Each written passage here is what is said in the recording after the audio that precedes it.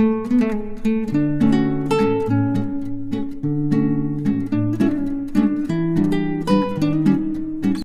5 health ரெசிபியில் இன்றைக்கி நம்ம பார்க்க போகிறது கம்பு. இதில் நார்ச்சத்து, உடல் எடை குறைப்பு, குடல் புற்று, மாதவிடாய் காலங்களில் ஏற்படும் அதிக இரத்தப்போக்கு, அடிவயிற்று வலியையும் சரி செய்கிறது. கம்பு இரத்தத்தில் இறுக்கத்தன்மையை தளர்த்தி பிராணவாயு கிரகிப்பை அதிகப்படுத்துவதால் உயர் இரத்த அழுத்தம் போன்றவை ஏற்படும் வாய்ப்பை தடுக்கிறது. உடல் உஷ்ணம் ஏற்படுவதை தடுப்பதால் முடி கொட்டுதல் போன்ற பிரச்சனைகளையும் இது சரி செய்கிறது. இப்போ கம்பு என்ன ஃபார்ம்ல எல்லாம் கிடைக்குதுன்னு பார்க்கலாம். இது முழு கம்பாவும் டிபார்ட்மெண்டல் ஸ்டோரில் கிடைக்குது. அடுத்தது சேமியா ஃபார்மில் கிடைக்குது. இது உப்மா, கிச்சடி இது மாதிரியும் செய்யலாம். அடுத்தது இது மாவு வகைகளாகவும் கிடைக்குது. ரொட்டி வகைகள் செய்யலாம். அடுத்தது அவல் ஃபார்ம்லேயும் கிடைக்குது.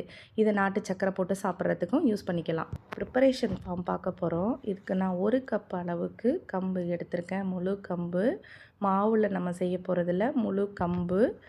இது சுத்தம் செஞ்சு வச்சுருக்கேன். 1 கப் அளவுக்கு இட்லி அரிசி, அப்புறம் 1 ஸ்பூன் அளவுக்கு வெந்தயம்.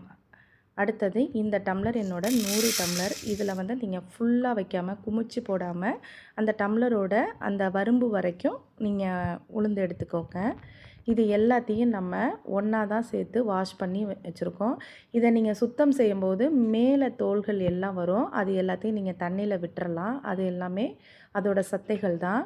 அப்புறம் பார்த்திங்கன்னா இதை நம்ம நல்லா ஊறினதுக்கு பிறகு பார்க்கலாம். இந்த மாதிரி ஃபார்மேட்டில் வந்திருக்கும். ஊறி இட்லிக்கு ஊற வைக்கிறது மாதிரியே தான். அப்புறமேல் பார்த்திங்கன்னா இதை வந்து நல்லா அரைச்சதுக்கு பிறகு இந்த மாதிரி ஃபார்மில் இருக்கும்.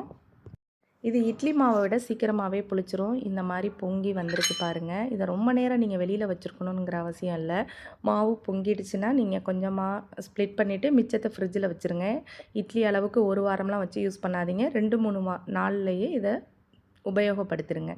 அடுத்தது நல்லா கல்லை சூடாக்கிக்கிட்டு நார்மலாகவே நம்ம தோசை ஊற்றுற மாதிரியே இதை ஊற்றலாம். எந்த ஒரு இதுவுமே இருக்காது. எப்படி எவ்வளோ சாஃப்டாக வருது பாருங்கள். நான் சொன்ன குவான்டிட்டிலேயே நீங்கள் அரிசி, உளுந்து, அடுத்தது இந்த கம்பு இது எல்லாத்தையுமே இந்த அளவுகள்லேயே சேர்த்திங்கன்னா தோசை ரொம்ப நல்லா வரும். சாஃப்டாக இருக்கும், ரஃப்பாலாம் இருக்காது. அடுத்தது பார்த்திங்கன்னா இதை ரோஸ்ட் ஃபார்ம்லேயும் ஊற்றி கொடுக்கலாம் பசங்களுக்கு.